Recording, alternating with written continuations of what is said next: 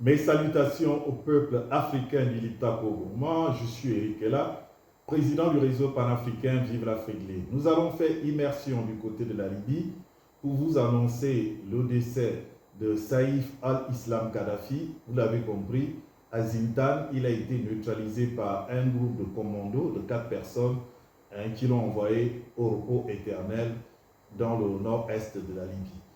Ce jeune de 53 ans, fils de Mohamed Kadhafi, c'est quelqu'un qui a fait des études à Londres, qui était très moderne, qui a participé à des négociations diplomatiques sous son père. C'était un réformiste. Et en 2011, lors de l'attaque de la Libye par les impérialistes, la déstabilisation de la Libye, il s'était radicalisé. Il a essayé de fuir, il a été attrapé, condamné à mort. En 2015, il a été relâché. Il vivait en apartheid un peu chez lui, mais c'est quelqu'un qui avait un droit très fort, qui projetait d'être candidat en 2026 au niveau de la Libye. Et c'était la seule personne qui pouvait regrouper toutes les tendances au niveau de Libye. C'était un pur nationaliste. Il était sous les traces de son père, très inspiré pour des problèmes africains. Et à cause de tout cela, c'était l'ami de l'Occident, de toute tendance, que ce soit au Moyen-Orient, que ce soit dans le monde moderne, etc. C'est quelqu'un qui ne donnait pas des garanties comment dirais ça, de vassal, pour pouvoir ouvrir la porte à la Libye pour exploiter ces biens qui sont convoités par le monde entier.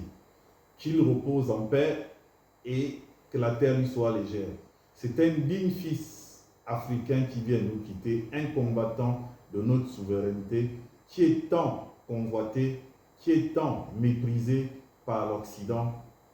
Vraiment, nous avons perdu quelqu'un de très bien et que la terre lui soit légère. Nous, on doit enjamber son corps et continuer le combat. C'est notre doctrine en tant que panafricain.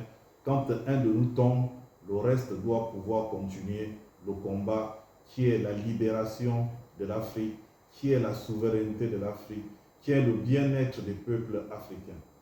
Je vous laisse avec un petit condensé de 30 secondes ou 1 minute pour résumer un peu un portrait de Saïf al-Islam Kadhafi. Moi, je vous dis au revoir, que Dieu vous bénisse depuis vos différentes positions.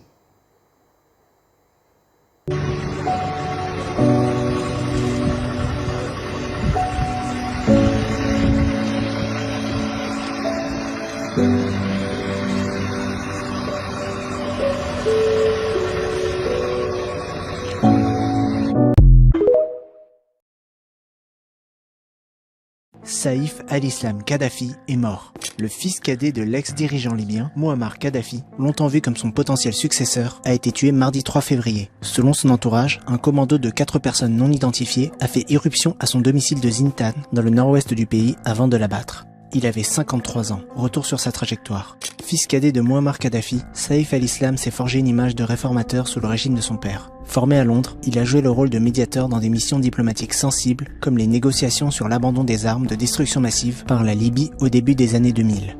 Durant cette période, il a également contribué à la libération de prisonniers politiques et a lancé des réformes destinées à engager la Libye sur les rails de la démocratie. Un projet qui a échoué. Mais en 2011, lors de la rébellion, il casse son image de progressiste en promettant des bains de sang.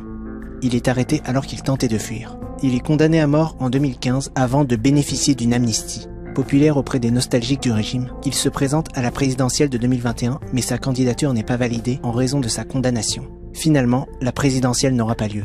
Marqué par la mort de son père, de son frère et par l'emprisonnement d'une partie de sa famille, Saïf al-Islam vivait reclus à son domicile de Zintan.